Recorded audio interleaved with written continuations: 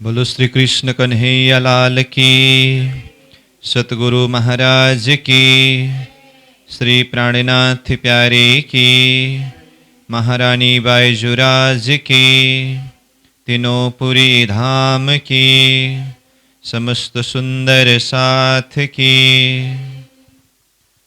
आनंद कंदम प्रभुदेव चंद्रम ब्रजेश रूपेण पुरापि जातं प्रवेश्य प्राप्तं प्रियप्राणनाथं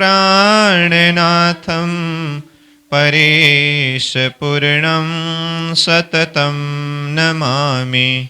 ब्रह्म प्रिया जागरणाय जातः सर्वस्वपाता भवसिन्धुत्राता विज्ञानदाता निजधर्मधाता दिनैकबन्धो शरणं प्रपद्ये दिनैकबन्धो शरणं प्रपद्ये। बोलो श्री प्राणनाथ प्यारे की। प्रणाम। उपस्थित संपूर्ण सुंदर साह जी एवं साधक तथा साधिकाएं, यह प्रशिक्षण शिविर सत्र का आज हम 19वीं दिवस के इस बैठक में उपस्थित है। तो आज की विषय वस्तु को हम आगे बढ़ाने जा रहे हैं। तो विषय वस्तु हमारा निरंतर चलता आ रहा है और विशेष करके कल हम चर्चा कर रहे थे श्री कृष्ण प्रणामी धर्म निजानंद संप्रदाय का एक व्यवहारिक पक्ष और वैचारिक पक्ष यानी कि सैद्धांतिक पक्ष के विषय की बातें करते करते इसका सैद्धांतिक पक्ष सिद्धांत के अंदर क्या क्या है, तो इसमें विशेष करके हमने शब्द प्रयोग किया। हमारा सिलेबस पाठ्यक्रम विषय वस्तु हमें अपने सिद्धांत में सभी प्रकार की जानकारी लेने के लिए हमें ये तारतम्य दर्शन के अंदर 4 सिलेबस को अध्ययन करना होगा। तो जिसके संदर्भ में हमने कल ही चर्चा किया वो क्या क्या है। पहला नंबर विराट और दूसरे नंबर में वृत्ति जिसे चर्चनी कहते हैं और तीसरे नंबर में बीतक और चौथे नंबर में वाणी है। ये श्री कृष्ण प्रणामी धर्म निजानंद संप्रदाय का 4 सिलेबस है जो सारा विश्व के मुमुक्षु आत्माओं के लिए प्रदान किया है। तो ये 4 विषय के अंदर ही संपूर्ण सिद्धांत अथवा सारी बातें इसी के अंदर समाया गया है। तो इन विषयों का सारांश रूप में हम चर्चा कर रहे थे। तो कल हमने जैसे विराट के विषय में कहा, तो विराट का अर्थ क्या है। विराट का अर्थ विशाल, और विराट हमें क्या देते हैं, लक्ष्य। इस विषय में हमने चर्चा किया। तो हमें लक्ष्य प्रदान करने वाला विषय ये विराट विषय है, यानी कि आत्मा को परमात्मा तक का लक्ष्य, जिसे साधक और साध्य शब्द से भी हम चर्चा कर रहे हैं। तो विराट विषय के अंदर और क्या क्या विषय वस्तु है इसका विस्तृत चर्चा हम आगे चर्चा करेंगे ही।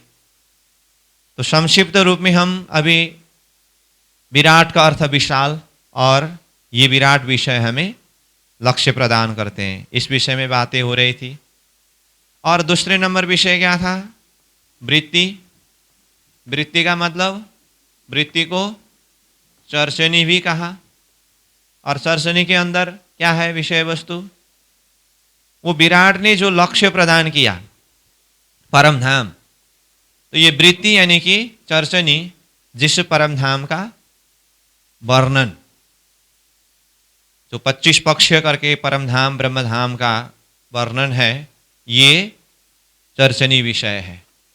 तो ये चर्चनी विषय यानी कि परमधाम का वर्णन वृत्ति के द्वारा हम जब अध्ययन करेंगे, चिंतन करेंगे, इसके द्वारा हमें क्या प्राप्ति होगी, इसका लाभ क्या है, इसका फायदा क्या है। तो एक शब्द में इस संदर्भ में हमने क्या कहा, ये ध्यान को केंद्रित कराता है, ये ध्यान का विषय है। आज बहुत सारे साधक हैं जो ध्यान करते हैं, मेडिटेशन करते हैं, परंतु ध्यान में अपने मन को, अपने चित्त वृत्ति को एकाग्र नहीं करा सकते हैं। उसका कारण क्या है, उसमें कोई समस्या है। तो उस समस्या से मुक्त कराने वाले और हमारे मन मस्तिष्क को, हमारी चित्त वृत्ति को एकदम ध्यान में ही केंद्रित कराने वाले जो विषय है, ये चर्चनी अथवा वृत्ति विषय है। इस विषय में भी हम चर्चा कर रहे थे। और तीसरे नंबर विषय क्या था, वितक। और वितक का अर्थ ये इतिहास है। और वितक विषय के अंदर यहाँ सृष्टि की वितक है। सृष्टि उत्पत्ति से, पूर्व से लेकर के सृष्टि की उत्पत्ति, विस्तार, और यहाँ सृष्टि में क्या क्या हुई, और ये सृष्टि प्रलय काल में नाश हो जाएगा, तो उस समय में फिर अखंड अविनाशी स्थान कहाँ है। तो ये सारे विषय जो है, वृत्तांत, इतिहास, ये सारा वर्णन वित्त के माध्यम से चिंतन करते हैं।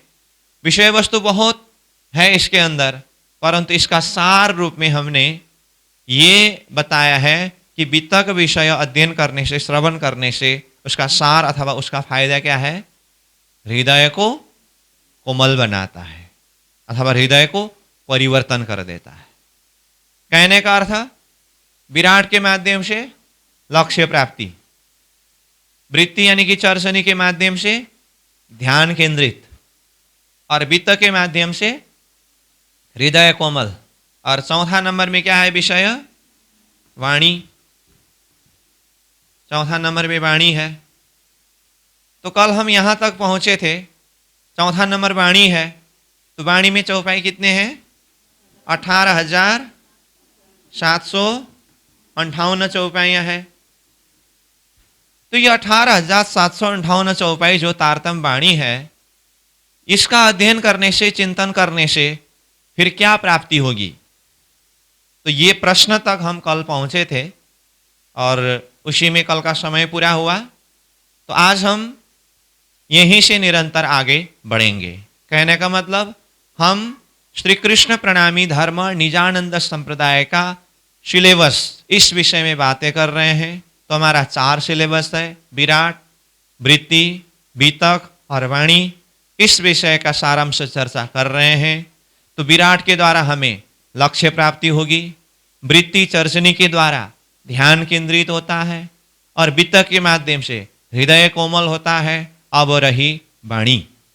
तो वाणी के द्वारा क्या प्राप्ति होगी, तो इस संदर्भ में हम कल ही बात कर रहे थे। वाणी के द्वारा क्या प्राप्ति होगी, इसको जानने से पहले हमें वो जानना होगा कि वाणी के अंदर है क्या। शब्द तो है एक वाणी, वाणी के अंदर क्या क्या विषय वस्तु है, तो ये हमें पहले जानना होगा। उसके बाद ही वो विषय वस्तु हमें क्या प्रदान करने वाले हैं, उस चीज को हम समझ सकते हैं। समझ में आ रही है बात। तो अब कल का ही विषय वस्तु को हम निरंतर आगे बढ़ाते हुए आज हम चर्चा करेंगे कि वाणी के अंदर क्या कुछ है, सारांश रूप में इसको देखेंगे। और कल भी मैंने एक शब्द बताया था, वैसे ये 4 विषय हैं, परंतु 4 विषय अपने आप में कोई भी स्वतंत्र नहीं है। एक विषय के साथ में दूसरा विषय आपस में पूरक है। उसको हम सहजता से जानने के लिए ये 4 विषय के रूप में जानते हैं, परंतु एक के साथ में दूसरा विषय वस्तु का संबंध है। फिर भी हमें अलग अलग हिसाब से विषय वस्तु को चिंतन करना होगा, अध्ययन करना होगा। ठीक। अब हम वाणी के संदर्भ में थोड़ा सा चर्चा करें कि वाणी के अंदर क्या है। तो ये वाणी जो तारतम वाणी है, तारतम सागर, इसका वैसे अलग अलग नाम है। इसको तारतम वाणी कहा, तारतम सागर भी कहते हैं। देखिए अब शब्द ही कैसा है, सागर। सागर मतलब जिसका कोई नाप तौल ही नहीं हो सकता है, जिसको शब्दों में वर्णन ही नहीं कर सकते हैं। सागर जब अपनी बुद्धि से, जब शब्द से, संख्या से परे हो जाता है ना, उस स्थिति में हम शब्द प्रयोग करते हैं सागर। वो अपरंपार है, अथाह है, इसलिए ये वाणी सागर है। तो अलग अलग नाम में से वाणी का ही एक नाम क्या है, कुलजम सागर अथवा कुलजम स्वरूप भी कहते हैं। तो कुलजम मतलब कुल। अब इसका भी अलग अलग भाव से अलग अलग अर्थ करते हैं, परंतु हम साधारण हिसाब से भी देखें तो कुल मतलब कुल, संपूर्ण, टोटल। जम, संसार में जितनी भी ज्ञान है वो सारे ज्ञान का जो सार, जम एकत्रित हुआ जहां पर, वो कुल जम। और वही जैसे अलग अलग नदी जब एक जगह हमें मिलता है तो वो सागर रूप से जानते हैं हम। ऐसे संसार के जितने भी धर्म ग्रंथों के ज्ञान का सार, वो ये तारतम सागर के अंदर, ये वाणी के अंदर विद्यमान है। इसलिए संपूर्ण ज्ञान का निचोड़ कुल जम। इसलिए वाणी के अंदर सारे अध्यात्म ज्ञान का सार समावेश है। तो ये तो हम और वाणी के विषय में चर्चा करते जाएंगे तो और समझते जाएंगे, परंतु अभी हम ये चार विषय के संदर्भ में बातें कर रहे हैं, तो इसको मैं इसी चार विषय में एक आपस का संबंध क्या है, उस संबंध के आधार पर ही समझाने का प्रयास करूंगा। तो ये जो विराट, वृत्ति, बीतक और वाणी, ये चार विषय में आपस का अगर संबंध देखें तो मूल रूप में देखें तो हमारा जो मुख्य विषय है तारतम वाणी ही है। इसमें भी देखिए, मैंने कल भी कहा और आज भी उसी बात को दोहरा रहा हूं, श्री कृष्ण प्रणामी धर्म का 4 सिलेबस करके, मतलब पाठ्यक्रम, हमारा विषय वस्तु, उसमें भी अगर सार रूप में देखें तो विषय वस्तु एक ही है। वो एक क्या है, वाणी। समझ में आ रही है बात, एक ही है वाणी। परंतु इसी वाणी को और सहजता से समझ सके उसके लिए ये 3 विषय वस्तु, 3 विषय वस्तु मतलब विराट, वृत्ति और बीतक को उसी के अंदर से अलग किया है। इसका मतलब सार विषय वस्तु देखे तो एक ही वाणी है, परंतु सीधा वाणी को हम अध्ययन करके समझना बहुत मुश्किल पड़ता है। उसके लिए वाणी के अंदर से ही 3 विषय को अलग किया है। तो वो 3 विषय है विराट, वृत्ति और बीतक। तो अब इसका मैं संबंध और खुलासा करके बताता हूं। वाणी में जो 18,758 चौपाई है, हमने एक विषय विराट करके कहा ना, ये विराट विषय वाणी के अंदर ही है वैसे। और दूसरा विषय वृत्ति करके कहा, ये वृत्ति का विषय वाणी के अंदर ही है। और वित्त का विषय ये भी वाणी के अंदर ही है। कहने का अर्थ, वाणी तो अपने आप में है ही, वाणी के अंदर ही विराट, वृत्ति और बीतक ये तीनों विषय है। उस हिसाब से देखें तो कुल मिलाकर के एक ही विषय ये वाणी ही है। परंतु हम सीधा सीधा वाणी को अध्ययन करने से समझना मुश्किल पड़ता है। तो उसको शुरुआत में हम विराट को अध्ययन करते हैं, चर्चनी को अध्ययन करते हैं, उसके बाद वित्त को अध्ययन करते हैं। उसके पश्चात जब हम वाणी को अध्ययन करने बैठेंगे तब जाकर के वाणी की ये 18,758 चौपाई जो है, थोड़ा सहजता के हिसाब से ही हम समझ सकते हैं। तो इसीलिए जैसे मैंने कहा, ये विराट, वृत्ति और बीतक सब वाणी के अंदर ही है। तो इसका संबंध क्या है? तो जैसे वाणी में 18,758 चौपाई कहा ना, ये 18,758 चौपाइयों में से लगभग 6,000 चौपाई, कहाँ के 6,000 चौपाई? वाणी के अंदर जो 18,758 चौपाइयां हैं, उसमें से लगभग 6,000 चौपाई विराट संबंधी चौपाई आता है। क्या कहा? फिर से बताता हूं, ध्यान देकर के सुनिए। वाणी में जो 18,758 चौपाइयां हैं, उन चौपाइयों में से 6,000 चौपाई लगभग, मैंने लगभग शब्द प्रयोग किया हुआ, लगभग 6,000 चौपाई विराट विषय संबंधी चौपाई वाणी में वर्णन किया है। कितना चौपाई? लगभग 6,000 चौपाई। और ऐसे ही वाणी में जो 18,758 चौपाई है, अथवा शॉर्टकट में बोले तो 18,000 वाणी करके ऐसा भी कहते हैं, जो वाणी है, उनमें से लगभग 6,000 चौपाई वृत्ति यानी कि चर्चनी संबंधी है। जिस तरह से विराट संबंधी लगभग 6,000 चौपाई कहा ना, इसी तरह से लगभग 6,000 चौपाई वृत्ति यानी कि चर्चनी संबंधी है। कितना चौपाई कहा? मैंने 6,000 ही डायरेक्ट नहीं कहा हूं, लगभग कहा हूं।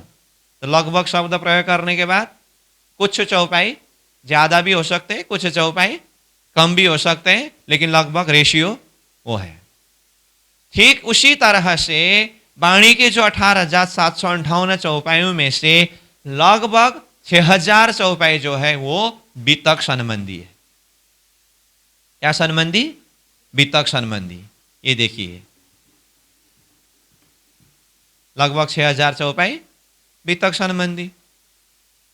इसका अर्थ क्या हुआ? वाणी में जो चौपाई है, लगभग 6,000 चौपाई विराट संबंधी, लगभग 6,000 चौपाई वृत्ति संबंधी, लगभग 6,000 चौपाई बीतक संबंधी। तीनों विषय को जोड़ते समय कितना हुआ? 6, 6, 6, 18,000 हुआ कि नहीं हुआ? तो 758 है, तो मैंने वो लगभग शब्द प्रयोग किया हो। अब उसको 758 को भी फिर डिवाइड 3 करके एक एक में भाग नहीं लगा सकते, एक्यूरेट हिसाब नहीं है ना ये, इसीलिए लगभग करके 6,000 चौपाई बताया हो। उसमें फिर आपको 18,758 चौपाई है, यहाँ तो 6,000 6,000 6,000 करके 18,000 का हिसाब आया, 758 कहाँ गया?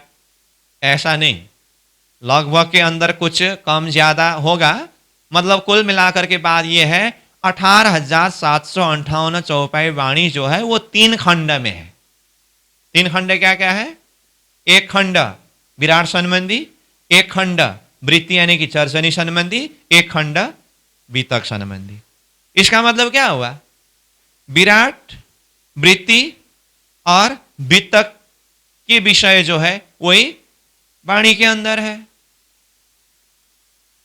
समझ में आई बात? तो हमें वाणी को अध्ययन करने से पहले ये विराट विषय को अच्छी तरह से जानना होगा, तब जाकर के ही हम वाणी को अच्छी तरह से समझ सकते हैं।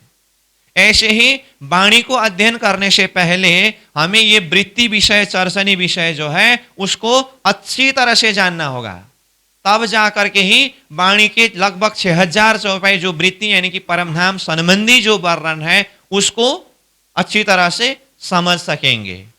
इसी तरह से वाणी के चौपाइयों को जानने से पहले बीतक को अच्छी तरह से जानना होगा। बीतक को अच्छी तरह से जानने के बाद बीतक संबंधी वाणी में जो 6,000 चौपाइयां हैं उसको अच्छी तरह से जान सकेंगे। इसीलिए हम ये जो इलम परंपरा में प्राणनाथ जी की संपूर्ण सैद्धांतिक दर्शन को अध्ययन करने कराने की जो परंपरा सिस्टम में जो है, डायरेक्ट एक ही बार वाणी को अध्ययन नहीं करते हैं अथवा नहीं कराते हैं। सिस्टमेटिक जो इलम परंपरा से, मतलब इलम परंपरा मतलब ये तालीम लेने का देने का जो सिस्टम है, इसमें डायरेक्ट वाणी को अध्ययन नहीं कर सकते हैं। हाँ, घर में पाठ करने वाले और पारायण करते इधर उधर वाणी को पाठ करने वाले उस हिसाब से करते समय ठीक है, परंतु ये हमारा जो सैद्धांतिक दर्शन को शुरू से लेकर के अंतिम तक पूरी तरह से समझना हो तो विषय वस्तु प्रारंभ होता है पहले विराट के द्वारा, फिर वृत्ति चर्चनी के द्वारा, फिर वित्त के द्वारा।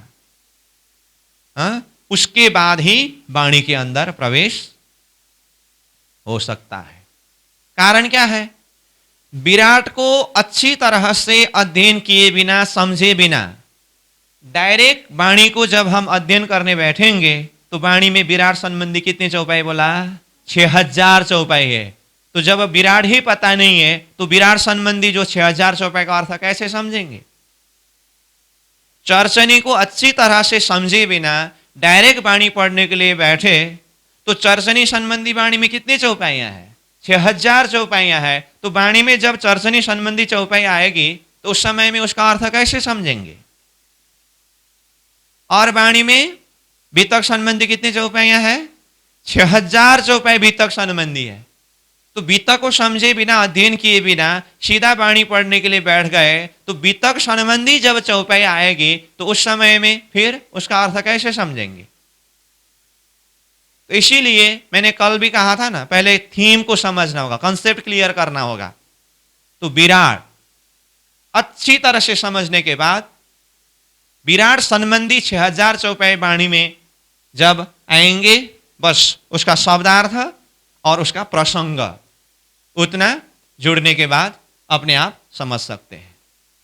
ऐसे ही चर्चनी संबंधी 6000 चौपाई जो है वाणी में, पहले हम चर्चनी को अच्छी तरह से अध्ययन करेंगे, समझेंगे, तो वाणी जब हम अध्ययन करने के लिए बैठेंगे तो बस कोई कठिन शब्दार्थ ऐसा हो और वो प्रसंग में थोड़ा सा जुड़ने के बाद समझने में बहुत ही सहज पड़ता है। और वितक संबंधी भी वही है। इसीलिए वाणी को सही हिसाब से समझने के लिए पहले आवश्यक है ये 3 विषय वस्तु को अच्छी तरह से अध्ययन करना, समझना। समझ में आ रही ना मेरी बात? अब जैसे मैं 1-2 चौपाई के माध्यम से आपको उदाहरण देता हूं।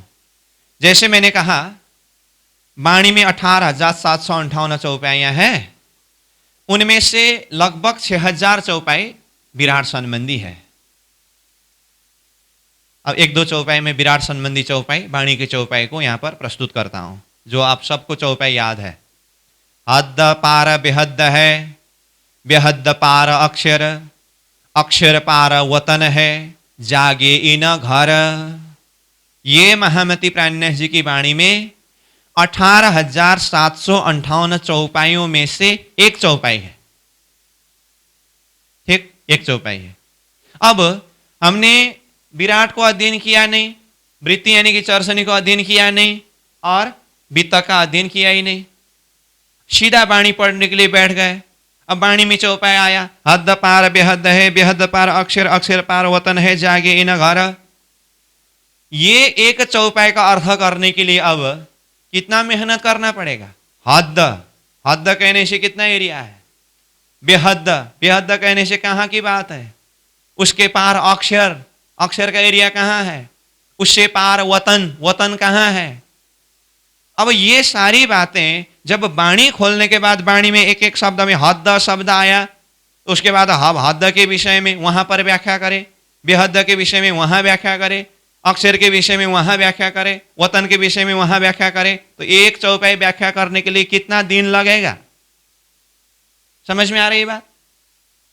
तो अब बताइए, ये जो चौपाई मैंने अभी प्रस्तुत किया यहां पर, ये चौपाई ये विराट, वृत्ति और वितक में से किस विषय संबंधी चौपाई है? विराट संबंधी चौपाई है। तो जब हम विराट को अध्ययन करेंगे पहले, तो विराट के अंदर हद, बेहद, अक्षर, वतन, ये सारी बातें क्लियर होता है। अब ध्यान देकर के आप श्रवण करते रहिए। अब यहां पर कितने जने विराट को अध्ययन कर चुके हैं और कितने को थोड़ा कुछ मालूम है? आप लोगों में से विराट विषय बस नाम सुना है लेकिन इसको डिटेल अध्ययन नहीं किया है, और अभी मैंने जो चौपाई बोला, हद पार बेहद, बेहद पार अक्षर, अक्षर पार वतन जागे इन घर करके, अभी अपने हृदय अंतस्करण को स्वयं मापन करिए कि ये चौपाई मैंने यहां से प्रस्तुत करते हुए आपके हृदय में ये चौपाई का प्रकाश कितना हो रहा है। समझ में आई बात? ये स्थिति को स्वयं अपना दिल दिमाग में बिठा करके रखिए।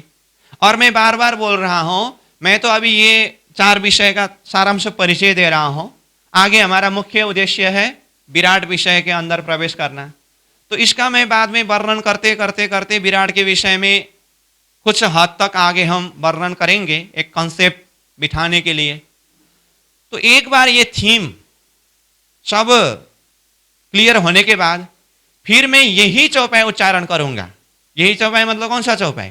हद पार बेहद है, बेहद पार अक्षर, अक्षर पार वतन है जागे इन घर करके यही चौपाई उच्चारण करूंगा। उस समय में अभी भी मैंने अर्थ नहीं किया हूं, उस समय में भी मैं अर्थ नहीं करूंगा, लेकिन आपको मूल्यांकन करना होगा अपने दिल दिमाग को, अपनी समझ को, कि अभी मैंने ये चौपाई उच्चारण करते समय ये हद कहने से दिल दिमाग में कितना एरिया खुल रहा है, बेहद कहते समय कितना खुल रहा है, अक्षर कहते समय दिमाग में क्या आ रहा है, वतन कहते समय दिमाग में क्या आ रहा है। अपने दिल दिमाग को मूल्यांकन करके उसको एक फाइल बना करके सेव करके रखिए। जब हम बैराट के विषय में आगे चर्चा करते करते समय आने पर जब मुझे विश्वास होगा कि अब पहली बार ये विषय को अध्ययन करने वाले भी हद के एरिया में अब क्लियर हो गए, बेहद शब्द में भी अब क्लियर हो गए, अक्षर शब्द में भी क्लियर हो गए, वतन शब्द में भी क्लियर हो गए, तो तब जाकर के यही चौपाई मैं उच्चारण करूंगा फिर से। उस समय में आपको अर्थ करने की कोई जरूरत ही नहीं है, आप स्वयं समझ जाएंगे। हाँ, हद कहने से, जैसे अभी मैं शॉर्टकट में कहूँ, जिसको ऑलरेडी पहले से जो नॉलेज हो, तो पाताल से लेकर के ये 14 लोक, अष्टावरण, ज्योति स्वरूप, गायत्री, मोहतत्व, इच्छा शक्ति, नारायण, महाशून्य समष्टि, ये विराट के विषय की बात कर रहा हूं मैं। तो ये महाशून्य समष्टि तक की बात को हद करके प्राण एक शब्द में प्रयोग किया। तो देखिए, पाताल से लेकर के महाशून्य समष्टि मतलब ये संपूर्ण क्षर ब्रह्मांड सारा सृष्टि को ही एक शब्द में हद शब्द प्रयोग किया। और हद पार बेहद, बेहद कहने से अक्षर ब्रह्म का 4 विभूति स्वरूप, अव्याकृत ब्रह्म, सबलिक ब्रह्म, केवल ब्रह्म, सत्स्वरूप ब्रह्म का धाम। मैं अभी ये शब्द उस दिमाग के लिए बोल रहा हूं जिसको ऑलरेडी विराट पहले से ही थोड़ा कुछ पता है। अगर विराट विषय अध्ययन ही नहीं किया है तो अभी आपको समझ में नहीं आएगा। अब अव्याकृत, सबलिक, केवल, सत्स्वरूप, ये सारा नाम ही अब नया नाम होगा। ये क्या है करके फिर बिल्कुल ही ये टेंशन का विषय ना हो। आगे आप चाहे न चाहे वार वार करते करते बाद में ये सब दिल दिमाग में रहेगा, इसमें कोई संदेह नहीं है। लेकिन मेरा कहने का अर्थ, ऑलरेडी कुछ से विषय वस्तु आपके दिमाग में पहले से ही बैराट का नॉलेज है, ज्ञान है। तो बेहद कहने से एक शब्द बेहद है, तो अव्याकृत, सबलिक, केवल, सत्स्वरूप के अंदर कितनी सारी बातें हैं। आगे हम बैराट में उस विषय का चर्चा करेंगे, लेकिन उसको प्राण जी ने एक शब्द में हद पार बेहद करके कहा और बेहद पार अक्षर कहा। अब अक्षर शक्ति कहने से अक्षर कौन है, क्या करते हैं, कहाँ रहते हैं, ये सारे विषय ये बैराट के अंदर चर्चा होती है। और अक्षर पार वतन, वतन कहने से घर, घर मतलब परम धाम, तो ये विषय है। कहने का अर्थ, मैंने अभी एक चौपाई तो थोड़ा सा आपकी जानकारी के लिए बताया हूं कि वाणी में 18,758 चौपाइयों में से 6,000 चौपाई विराट संबंधी है। उसमें से मैंने अभी एक चौपाई कोट किया। तो हम विराट को अच्छी तरह से समझें तो ये चौपाई को सहजता से समझ सकते हैं। अगर विराट का ही कंसेप्ट पता न हो तो एक ही बार वाणी अध्ययन करने बैठे तो हद पार बेहद, बेहद पार अक्षर, अक्षर पार वतन जागे नगर, चौपाई का सीधा सीधा शब्दार्थ के हिसाब से तो हद के पार बेहद है, बेहद के पार अक्षर है, अक्षर के पार वतन यानी कि घर है, वहां पर जागना है। अर्थ तो एकदम स्पष्ट है, लेकिन अंदर प्रकाश कितना हो रहा है? अंदर हृदय में हद कहने से एरिया कितना पकड़ रहा है, बेहद कहने से अंदर कितना प्रकाश हो रहा है, अक्षर कहने से अंदर कितना प्रकाश हो रहा है, वतन कहने से अंदर कितना प्रकाश हो रहा है, ये चीज विचारणीय है। तो इसके लिए पहले हमें आवश्यक है विराट विषय को सही हिसाब से अध्ययन करना, समझना। ऐसे और एक दो चौपाई बताता हूं मैं। विराट संबंधी चौपाई कितने हैं बोला वाणी में? 6000 चौपाई है। अभी मैंने एक चौपाई ही बोला, दूसरा चौपाई भी बता दूं। 7 लोक तले जिमी के, मृतलोक है 3 पर, इंद्र रुद्र ब्रह्मा बीच में, ऊपर विष्णु वैकुंठ घर। और चौपाई है, निराकार वैकुंठ पर, 3 पर अक्षर ब्रह्म, अक्षरातीत ब्रह्म 3 पर, यूं कहे ईशे का इलम। तारतम वाणी के 18,758 चौपाई में से अभी मैंने एक साथ में 2 चौपाई बोला। ठीक, ये 2 चौपाई वाणी की चौपाई है, लेकिन ये संबंध किसके साथ में है? विराट के साथ में है। अब ये चौपाई को समझने के लिए जैसे देखिए, 7 लोक तले जिमी के, जिमी मतलब ये मृत्यु लोक, यहां से नीचे 7 पाताल लोक है। चौपाई का सीधा शब्दार्थ बता रहा हूं मैं। मृत्यु लोक है 3 पर, वो 7 पाताल लोक से परे यह मृत्यु लोक है।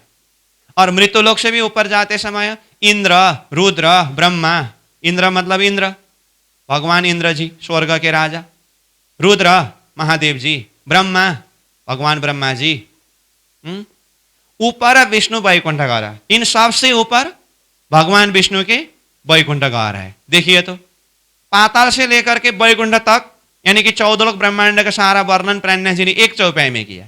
जिसको विराट अच्छी तरह से पता है, 14 लोक ब्रह्मांड के विषय में सब जानते हैं, वो एक चौपाई पढ़ते ही उसका अर्थ समझ में आएगा। अब जिसने विराट अध्ययन नहीं किया है, हम मृत्यु लोक कहाँ है, 7 पाताल कहाँ है, 6 स्वर्ग कहाँ है, इंद्र का लोक कहाँ है, ब्रह्मा विष्णु महेश का लोक कहाँ है, कुछ पता नहीं है, तो ये चौपाई पढ़ने से चौपाई का सीधा सीधा शब्दार्थ तो हो सकता है, लेकिन उस चौपाई के द्वारा कितना एरिया कवर किया है, वर्णन किया है, वो हृदय में कितना प्रकाश हो सकेगा।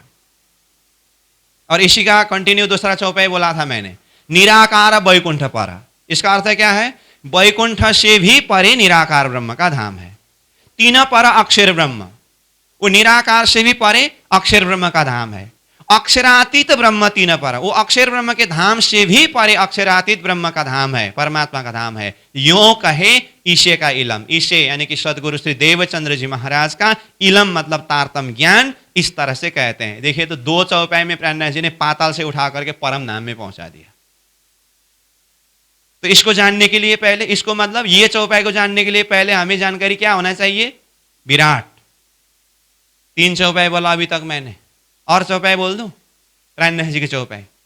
क्षर थे तीत अक्षर थया, आने अक्षरातीत कहवाया, आपने जाओ एणे घरे, एम अटकले केम पहुंचाए। ये 18,758 चौपाई में से एक चौपाई है। अब ये चौपाई किस विषय के साथ में संबंधित है? विराट के साथ में। अब प्राणनाथ जी ने एक शब्द में कहा, क्षर थे तीत अक्षर थया, क्षर ब्रह्मांड से परे अक्षर ब्रह्म का धाम है। तो 4 शब्द उच्चारण होते ही वाणी में जैसे 4 शब्द आया, तो जिसने विराट को अच्छी तरह से समझा, 4 शब्द आते ही उसके दिल दिमाग में क्या कुछ आएगा? पाताल से लेकर के 14 लोक की सारी बातें, अष्टावरण ज्योतिष स्वरूप गायत्री महतत्व सरस्वती नारायण पंचमी शहर समष्टि तक, जो मैंने पहले भी बताया फिर भी बोल रहा हूं। तो ये सारा 4 शब्द उच्चारण, पहले जिसको हद्द शब्द प्रयोग किया, हद्द पार बेहद बोलते समय जो हद्द शब्द के द्वारा जिस एरिया का वर्णन किया ना, उसी को ये दूसरा चौपाई ने 4 शब्द प्रयोग किया। क्षर थे तीत अक्षर थया, अक्षर ब्रह्म का धाम। अब अक्षर ब्रह्म का धाम कहने से अक्षर के अंदर की सारी शक्ति, ये सब जानना होगा। अने अक्षरातीत कहवाया, उससे भी परे अक्षरातीत ब्रह्म का धाम का वर्णन किया है। आपने जाओ एणे घरे, हमको कहां तक पहुंचना है? एणे घरे, उस घर में, परम धाम में, वो अक्षरातीत घर में पहुंचना है। एम अटकले केम पहुंचाए, उस घर में जाने के लिए अड़कल के द्वारा कैसे होगा? अभी तक मैंने कितने चौपाई बोला?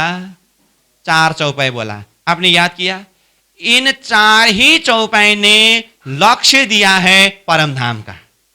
अभी मैंने जो चौपाई बोला विराट संबंधी चौपाई है ये, और विराट हमें क्या देते हैं करके कल से ही हम बात कर रहे हैं। विराट का सार क्या है? विराट हमें क्या प्रदान करेंगे? लक्ष्य। कैसे लक्ष्य प्रदान करेंगे? जैसे अभी कहा, विराट संबंधी चौपाई ने लक्ष्य कहाँ का दिया? हद्द पार बेहद, बेहद पार अक्षर, अक्षर पार वतन, जागे इन घर। वतन ये क्या है? हमारा लक्ष्य है। इसी तरह से वो 7 लोक तले झिमी के करते करते आकर के अक्षर से भी परे वो परम नाम का ही लक्ष्य दिया है। उसमें भी निराकार वैकुंठ पर, 3 पर अक्षर ब्रह्म, अक्षरातीत ब्रह्म 3 पर। अक्षरातीत ब्रह्म का लक्ष्य दिया है कि नहीं दिया ये चौपाई ने भी?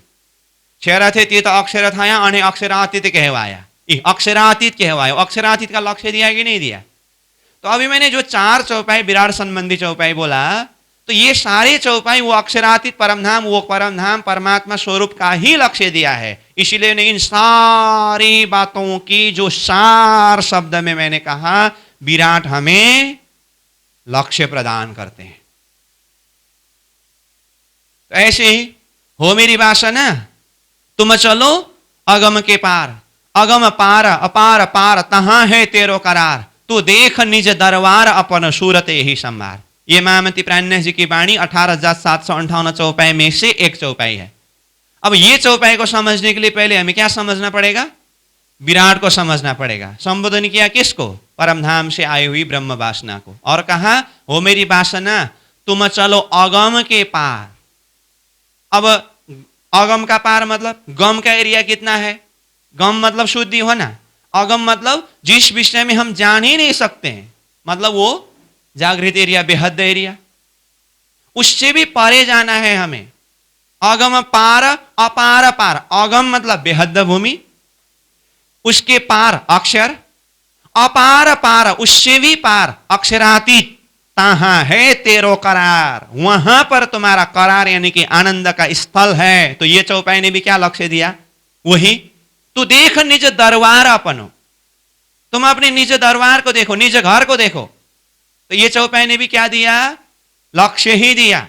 तो ये चौपाई को समझने के लिए भी हमें पहले जानकारी क्या होना चाहिए? विराट विषय होना चाहिए। 5 चौपाई बोला, ऐसे ही चौपाई बोलते बोलते अभी 6000 चौपाई कवर करूं, नहीं होगा। ये तो मैंने थोड़ा सा विषय वस्तु को परिचय देते हुए विराट संबंधी चौपाई वाणी में इस तरह से आता है, थोड़ा सा एक झलक परिचय देने के लिए कहा। 5 चौपाई ही कहा अभी मैंने। ऐसे ही कितने चौपाई है विराट संबंधी? 6000 चौपाई है। फिर भी मैं बोलता हूं, अगर ऑलरेडी आप लोगों ने पहले थोड़ा कुछ विराट को जान लिया है, अध्ययन किया है, तो अभी मैंने 5 चौपाई यहां से उच्चारण किया, 5 ही चौपाई में वो विराट के हर लोकालोक दिल दिमाग में प्रकाशित हो रहा है कि नहीं हो रहा है? हो रहा है ना। अभी तक विराट अध्ययन नहीं किया है, थोड़ा कुछ कभी कभी अब प्रवचन में 7 पाताल है, ऐसा है वैसा है करके सुना है, परंतु एकदम सिस्टमेटिक, ये क्लासिकल ढंग से विराट को अध्ययन नहीं किया हो, तो अभी ये 5 चौपाई मैंने जो उच्चारण किया, कितना एरिया कवर हो रहा है, हृदय में कितना प्रकाश हो रहा है। मैंने पहले भी कहा, फिर भी बोलता हूं, उस चीज को स्वयं दिमाग में बिठा करके रखिए। जब हम आगे क्लास कंटिन्यू आगे बढ़ाते बढ़ाते ये विराट के विषय में सारा कॉन्सेप्ट क्लियर करेंगे, तब मैं फिर इन्हीं चौपाइयों को उच्चारण करूंगा। उस समय में आपके हृदय में इन्हीं चौपाइयों का अर्थ कितना प्रकाशित होता है, ये चीज का मूल्यांकन करना होगा। इसका मतलब क्या है? विराट विषय सहज में बहुत सहज है, परंतु इसके अंदर क्या है? पर्दा के पीछे वाणी के 18,758 चौपाइयों में से 6,000 चौपाई का मूल आधार ये विराट विषय है। समझ रहे हैं ना बात?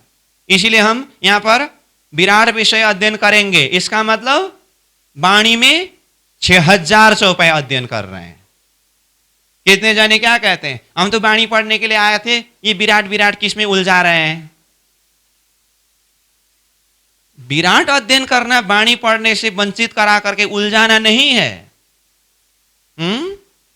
समझ में आई बात? ये है विषय वस्तु का संबंध और महत्व। ठीक, 18,758 चौपाई में से विराट संबंधी 6,000 चौपाइयां हैं। तो इसी तरह से आगे हम चिंतन करते जाएंगे। इसी तरह से मतलब मैंने जो 4-5 चौपाई यहां से प्रस्तुत किया, ऐसे ही बहुत सारी चौपाइयां आगे खुलस्त करना है। उसके लिए पहले आवश्यक है विराट के ऊपर हमें पूरी तरह से जानकारी होना चाहिए। अब मैंने दूसरा शब्द बताया, वृत्ति यानी कि चर्चनी संबंधी बाणी में 6000 चौपाइयां हैं। 6000 चौपाइयों को सही हिसाब से समझने के लिए उन चौपाइयों को अध्ययन करने से पहले हमें जरूरत है क्या? चर्चनी विषय अध्ययन करने के लिए। उसके लिए भी मैं एक दो नमूना बता देता हूं आपको। बाणी की चौपाई को मैं यहां से उच्चारण करूंगा और वो किस विषय के साथ में संबंध रखता है, तो इस चीज को हमें जानना होगा। जैसे ज्यादा कठिन विषय में नहीं उठाऊंगा, साधारण से विषय। हम सेवा पूजा में कितने सारी चौपाइयों को उच्चारण करते हैं अथवा गाते हैं जो बाणी की चौपाई सेवा पूजा में रखा है। उसमें से एक हिस्सा जैसे तीजी भौम की जो पड़साल, ठौर बड़े दरवाजे विशाल, धनी आवत है उठी प्रात, बन सिंचत अमृत अघात। ये सेवा पूजा में है। सुबह प्रातःकालीन समय में श्री राज्य की भोग के समय में ये चौपाई को गाते हैं, पाठ करते हैं। परंतु ये बाणी का चौपाई है, बाणी में परिक्रमा ग्रंथ में है। तो 18,758 चौपाइयों में से अभी जो मैंने एक चौपाई उच्चारण किया, कौन सा चौपाई? तीजी भौम की जो पड़साल, ठौर बड़े दरवाजे विशाल, धनी आवत है उठी प्रात, बन सिंचत अमृत अघात। अब ये चौपाई को जानने के लिए हमें जानना पड़ेगा क्या?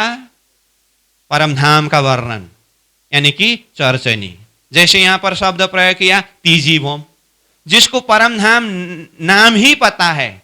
अब परमधाम के जो 25 पक्ष का वर्णन कुछ पता ही नहीं है। रंगमहल कहाँ है, कैसे है, और रंगमहल के सामने में 7 घाट किस तरह से है, और 25 पक्ष में कहाँ कहाँ क्या क्या है, ये सारा जानकारी जिसको नहीं है। तीजी भौम की जो पड़साल, अब तीजी भौम कहा, किसमें से तीजी भौम?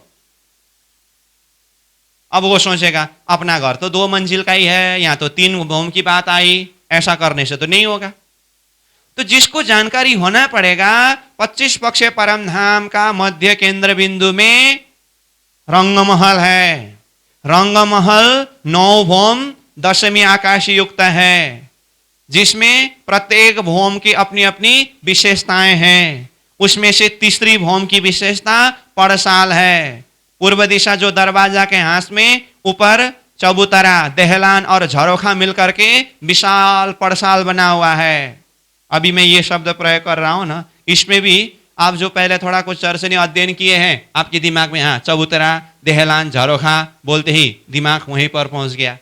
जिसको सिर्फ परमधाम शब्द सुना है, चर्चनी का थोड़ा कुछ भी अध्ययन नहीं है, नॉलेज नहीं है, ये क्या होता है चबूतरा, क्या होता है झरोखा, क्या होता है दहलान, ये सारा शब्द नया हो रहा है। समझ में आ रही है बात? तो जिसको वो पड़साल के विषय में जानकारी है, तो उसको पता चलेगा चौपाई पढ़ते समय हाँ तीजी भौम बोलते ही उसका ध्यान कहाँ पहुंचेगा? परमधाम 25 पक्ष के मध्य में रंगमहल का तीसरी भौम पूर्व दिशा दरवाजा के हाथ की तरफ में, जैसे ही तीसरी भौम के 28 स्तंभ के चौक से आगे जाते ही चबूतरा, दहलान और झरोखा मिलकर के बहुत बड़ा एरिया पड़साल बना है। तीजी भौम की जो पड़साल, ठौर बड़े दरवाजे विशाल, वहां पर बहुत विशाल ठौर, बड़े दरवाजे हैं। वो बड़ा दरवाजा का दर्शन होगा उसको। धनी आवत है उठी प्रात, धामधनी श्री राज महाराज प्रातःकालीन समय में उठ करके आते हैं। अब उससे पहले हमें चर्चनी से यह जानकारी होना पड़ेगा राजी महाराज का शयन का मंदिर कहाँ है। 5वीं भौम रंग परवाली पियाजी को मंदिर। तो जिसको ये 5वीं भौम रंग परवाली मंदिर पता है, अब धनी आवत है उठी प्रात बोलते ही 5वीं भौम रंग परवाली मंदिर कहाँ है, वहां से राजी महाराज उठापन होने के बाद जब पधारते हैं तो किस किस रास्ता से होकर के पधारते हैं? बन सिंचता अमृत अगाध, वो तीसरी भौम की पड़साल में आकर के क्या करते हैं? वन जंगल को अपनी अमृत भरी दृष्टि सिंचन करते हैं। तो ये जानकारी होना पड़ेगा कि तीसरी भौम के पड़साल में खड़े होकर के सामने में देखते समय कौन कौन सा वन दिखाई देता है। ये वन का वर्णन, पड़साल का वर्णन, ये सारी चीज चौपाई में तो आया। लेकिन ये चौपाई को सही हिसाब से समझने के लिए पहले आवश्यक है वृत्ति, यानी कि चर्चनी का अध्ययन करना। समझ में आ रही है बात? ऐसे ही सेवा पूजा में ही दाहिनी तरफ दुजाजो मंदिर आए बैठे ताके अंदर, नीलो न पीलो बीज के रंग, ताकि उठत कई तरंग, ऐसा वर्णन आता है। ये भी सेवा पूजा में ही है, परंतु ये चौपाई भी वाणी के ही चौपाई है। अब दाहिने तरफ दूजा जो मंदिर, दाहिने तरफ का दूसरा मंदिर, उसका रंग कैसा बताया? दाहिने तरफ दूजा जो मंदिर, आए बैठे ताके अंदर, वहां पर आकर के राजी महाराज विराजते हैं। अब यहाँ राज्य भी नहीं है नाम, तो कौन आकर के विराजते? सीधा सीधा चौपाई के ही शब्द से देखेंगे तो कौन आकर के विराजते, वो भी खुलासा नहीं है ना। दाहिने तरफ दूजा जो मंदिर, आए बैठे ताके अंदर, नीलो न पीलो बीज के रंग। अब एक तरफ नीलो है, दूसरी तरफ पीलो है, और ये बीज का रंग है, बीज का मंदिर। नीलो न आधा नीलो आधा पीलो है, नीलो न पीलो बीज के रंग। ताकि उठा तो कई तरंग, उसकी कई किरणें उठ रहा है। तो ये वाणी के 18,758 चौपाई में से एक चौपाई है। परंतु ये चौपाई को जानने के लिए पहले क्या जानना होगा? चर्चनी के द्वारा तीसरी भूम देहलान से दक्षिण तरफ का दूसरा मंदिर, ये सारी बातें जाननी होगी। सुख क्यों कहूं पहाड़ पुखराज के, और कहाँ कहूं मोहल तले, ऊपर चौड़े मोहल चढ़ते, मोहल तीसरे तीन ऊपले। 18,758 चौपाई में से ये एक चौपाई है। तो ये एक चौपाई, सुख क्यों कहूं पहाड़ पुखराज के, और कहाँ कहूं मोहल तले, ऊपर चौड़े मोहल चढ़ते, मोहल तीसरे तीन ऊपले। तो ये चौपाई को समझने के लिए ये चौपाई विराट संबंधी है या वृत्ति संबंधी है या वितक संबंधी है, ये जानना पड़ेगा। तो परम नाम का पुखराज का वर्णन है, तो पुखराज का वर्णन है तो वृत्ति चर्चनी संबंधी है। और पुखराज का वर्णन कैसा है, ये पहले हमें चर्चनी के माध्यम से पुखराज का वर्णन अच्छी तरह से मालूम हो, तब जाकर के वाणी को खोल करके जब चौपाई अध्ययन करते समय वो संबंधी चौपाई अपने आप क्लियर होगा। इसका अर्थ क्या है? अभी मैंने एक दो चौपाई बोला, ऐसे ही परम धाम का वर्णन यानी कि वृत्ति संबंधी चौपाई वाणी के 18,758 चौपाई में से कितने चौपाई है? चर्चनी संबंधी 6,000 चौपाई है। तो ये विराट जो 6,000 चौपाई को खुलासा करने वाला है, चर्चनी 6,000 चौपाई का खुलासा करने वाला है। तो अब महामती प्राणनाथ जी की वाणी की उस गहराई में जाकर के चौपाई चौपाई के द्वारा हृदय में एक रस भरना हो, तो ये विराट, वृत्ति और ये वितक कितना महत्वपूर्ण है, इस चीज को पहले जानना होगा। समझ में आ रही है ना बात? तो मैंने विराट संबंधी 6,000 चौपाई में से एक दो चौपाई बताया, वृत्ति यानी कि चर्चनी संबंधी 6,000 चौपाई में से एक दो चौपाई बताया। मेरा कहने का आशय सिर्फ इतना ही है कि वाणी को अध्ययन करने से पहले, समझने से पहले विराट, वृत्ति, वितक को अच्छी तरह से समझना जरूरी है। फिर ऐसा भी ना हो, किसी का अब घर में वाणी अध्ययन करने का आदत है, वाणी पाठ करने का आदत है, फिर ऐसा ना हो, अरे मैंने तो अभी तक विराट पढ़ा ही नहीं, चर्चनी पढ़ा ही नहीं और वितक भी पढ़ा ही नहीं, तो फिर मेरा तो ये सारा वाणी पढ़ना तो सारा बेकार में गया। ऐसा नहीं, राज्य की वाणी है, अध्ययन करना चाहिए भाव से, वो तो करना ही चाहिए, सब कुछ उसी के अंदर है।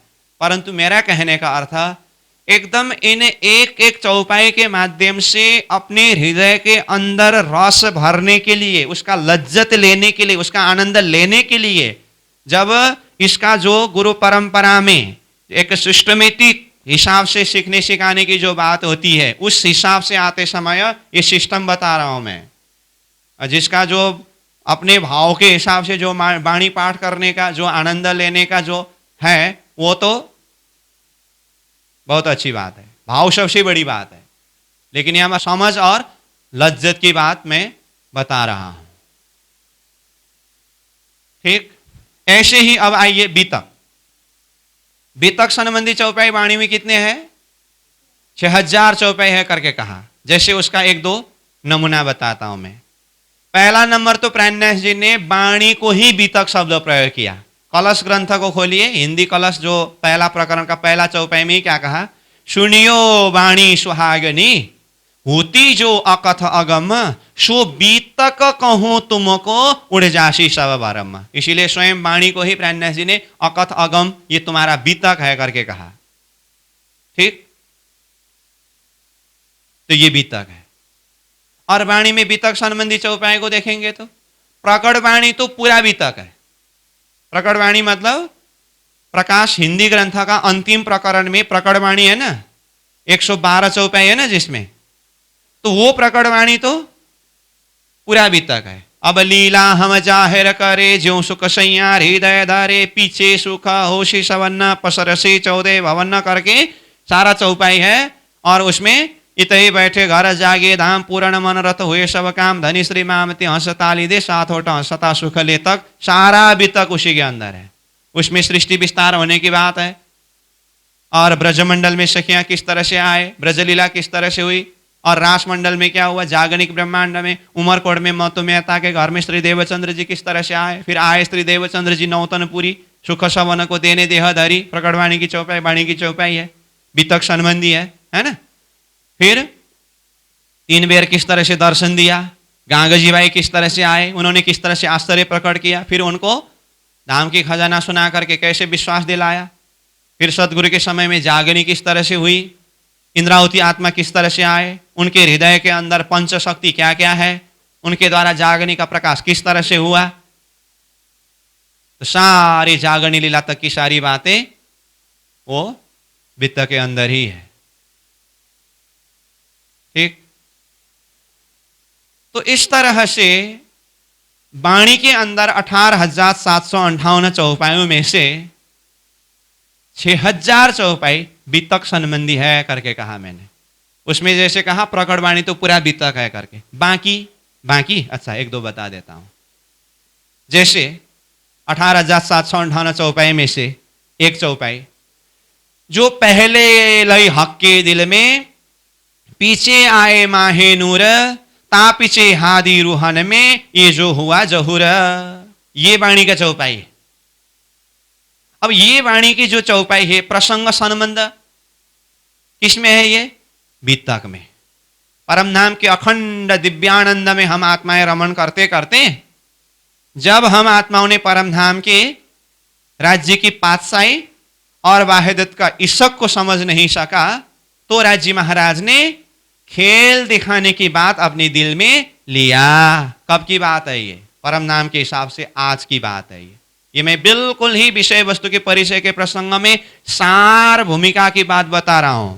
सारी बात अगर आप लोगों को किसी को समझ में नहीं भी आया हो तो आगे इन विषय में विस्तृत चर्चा करना है, तो विस्तृत चर्चा की जो सारांश चीज को मैं यहाँ पर भूमिका में ही बता रहा हूं, इसलिए सार रूप में भूमिका के रूप में प्रस्तुत किया हुआ सारी बातें समझना थोड़ा मुश्किल भी पड़ सकता है। ऐसा भी हो फिर भी टेंशन का विषय नहीं है ये।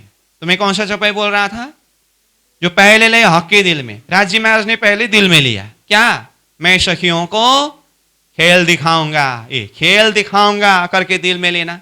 पीछे आए माहे नूर, अब नूर मतलब अक्षर, तो अक्षर को कब आया, आज के दिन अक्षर ब्रह्म सदा की तरह दर्शन करने के लिए जाते थे। आज सखियां और अक्षर का एक आपस में देखा देख हुआ और अक्षर के मन में ये कौन है, क्या लीला करते हैं, जानने की इच्छा हुई। इसको एक ही शब्द में क्या कहा प्राणनाथ जी ने, पीछे आए माहे नूर, नूर मतलब अक्षर, ता पीछे उधर हादी श्यामा जी रूहन, सखियों के मन में भी ये अनजान पुरुष देखने में राज्य जैसे ही है, जो हमने अभी तक कभी नहीं देखा था। ये कौन है, कहाँ रहते हैं, क्या करते हैं, ये सारा जानने की इच्छा हुई। तो हादी श्यामा जी रूहन 12,000 आत्माओं में ये जो हुआ जहूर, इस तरह से अब प्रकाशित हुआ। 18,758 चौपाई में से मैंने एक चौपाई बोला, कौन सा चौपाई, पहले लय हके दिल में पीछे आए माहे नूर ता पीछे हादी रूहन में ये जो हुआ जहूर, एक चौपाई है ना। परंतु ये चौपाई संबंध किसके साथ में है, वित्त के साथ में है, वित्त के साथ में। जीवनी दे में देखिए सुपन्न, यो उपजे हम ब्रज बधुजन उपजत ही मन आशा घनी, हम कब मिले से अपने धनी, ये 18,758 में से एक चौपाई है कि नहीं? तो जिस तरह से निद्रा में सपना देखते हैं, इसी तरह से हम परम नाम से ब्रजमंडल में आए, परम नाम से ब्रज में आए। ये किस प्रसंग में? वित्त का प्रसंग है ना? ब्रज लीला 11 वर्ष 52 दिन होने के बाद फिर तापी से आए रास में, रासमंडल की बात है। तो रासमंडल में जाते समय तामसियां चली, राजसियां चली, स्वातसियां शरीर छोड़ के मिली, और कुमारी का ब्रज बधु संग जेह। तो ऐसा चौपाई आया कि नहीं आया? तो तामसियां चली, राजसियां चली, स्वातसियां शरीर छोड़ के मिली, वाणी की चौपाई है। लेकिन प्रसंग ब्रजमंडल में सखियां 3 भाव में आबद्ध थे। तो जब बंशी बजी तो तामसी सखी किस तरह से चले, राजसी सखी किस तरह से चले, स्वातसी सखी किस तरह से चले, रासमंडल में किस तरह से पहुंचे, ये बीता का प्रसंग है ना?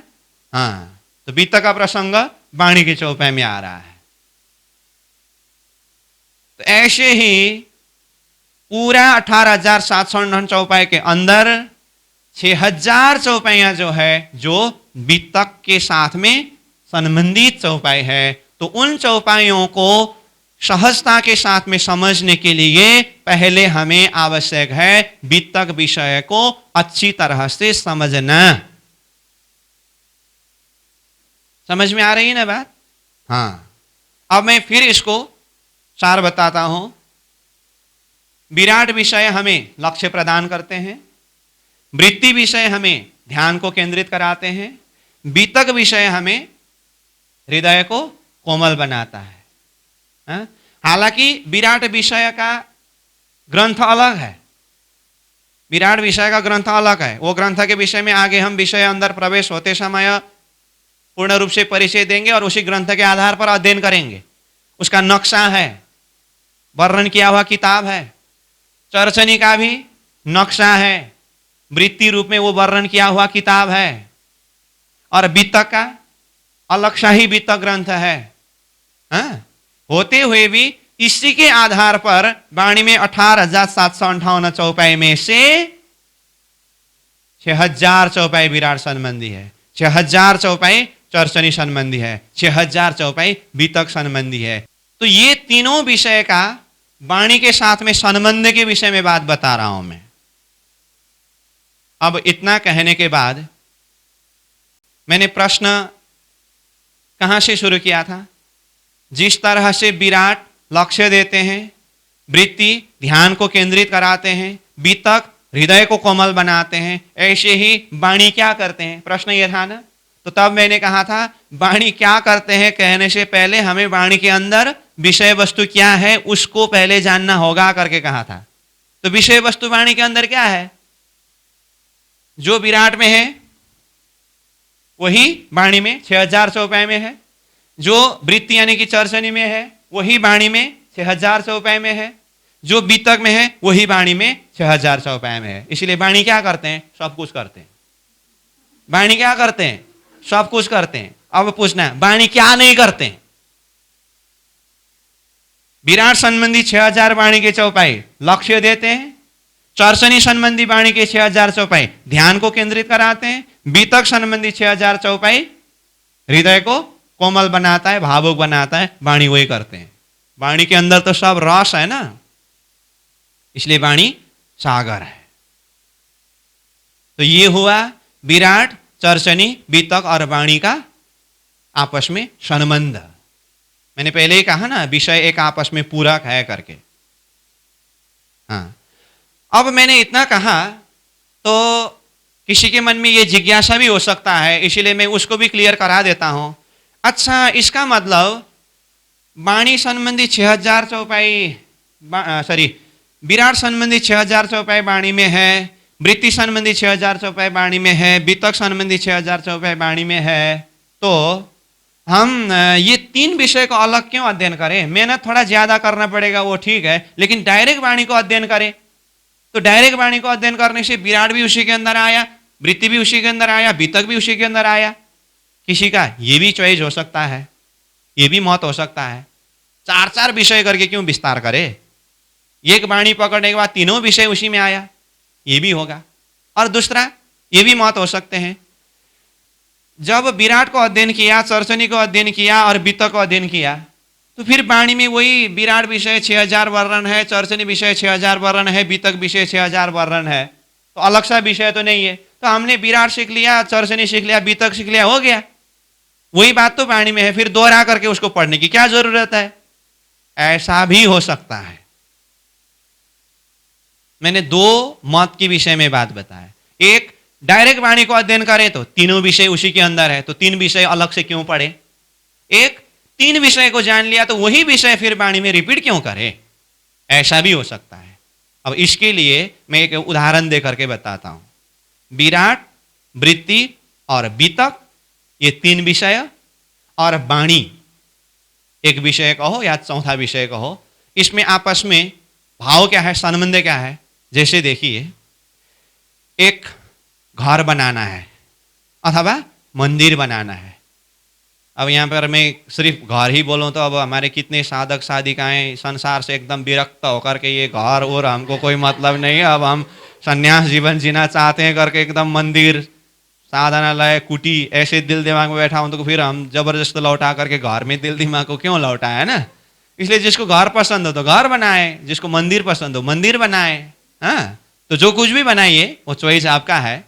तो बनाना है तो उसके लिए शुरुआत कहाँ से होगी? अब जमीन भी है, सब कुछ है, तो घर बनाने का मतलब अथवा मंदिर बनाने का मतलब, देखिए, फाउंडेशन अब उठाने के बाद पिलर और दीवार, ऊपर छत, हाँ, और कितनी मंजिल तक ले जाना है, घर का आकार बन गया। मैंने क्या क्या बनाया आपको पता चला? पिलर लगाया, फाउंडेशन उठाया, पहले पिलर लगाया, दीवार भी लगाया, हाँ, खिड़की दरवाजा जहां जहां रखना है वो भी रख दिया, छत भी लगाया, और जितने मंजिल ऊपर ले जाना है ले गया। घर बनाया कि नहीं बनाया? घर बनाया कि नहीं बना? घर तो बना। लेकिन आप सीधा, घर का आकार तो बन गया, दीवार लग गया, छत लग गया, पिलर सारा सब कुछ है, खिड़की दरवाजा का जगह सब है, तो गृह प्रवेश करेंगे, बाकी क्या है? प्लास्टर किया ही नहीं। चलो प्लास्टर भी किया, अब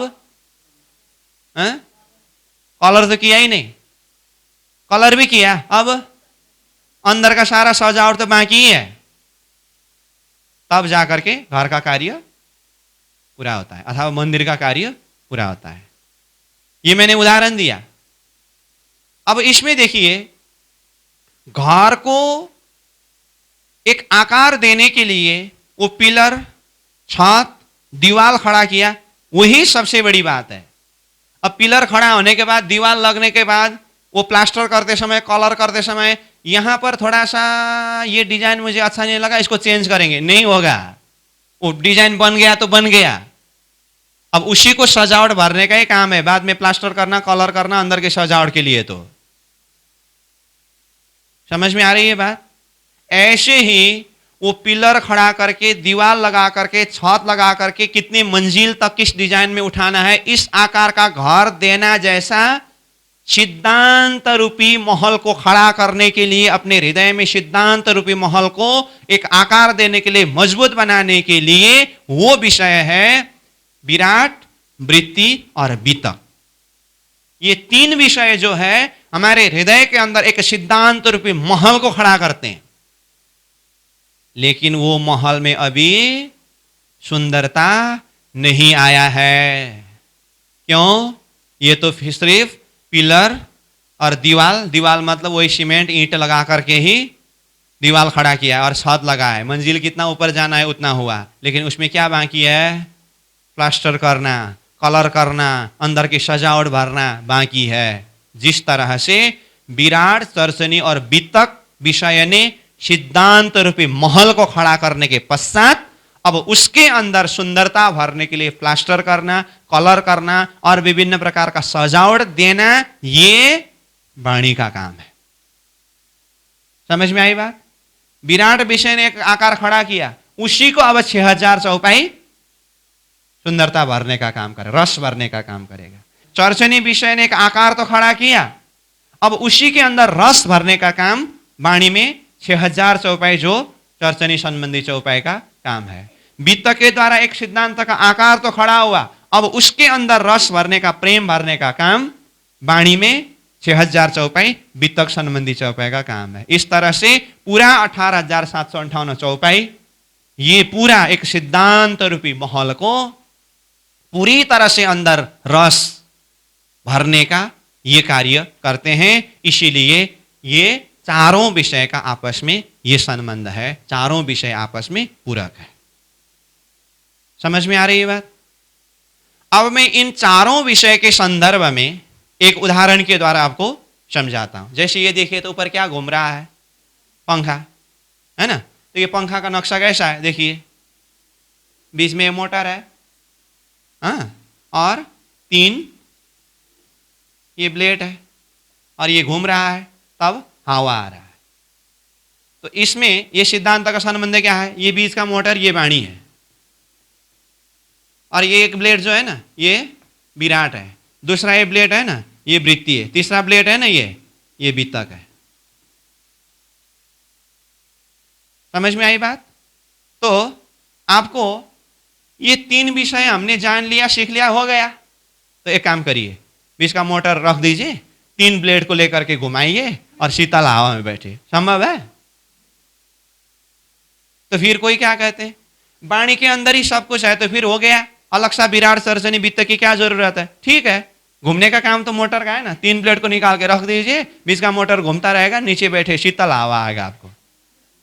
ये 3 ब्लेड और बीच के मोटर के साथ में संबंध क्या है? यही संबंध है आपके जीवन में।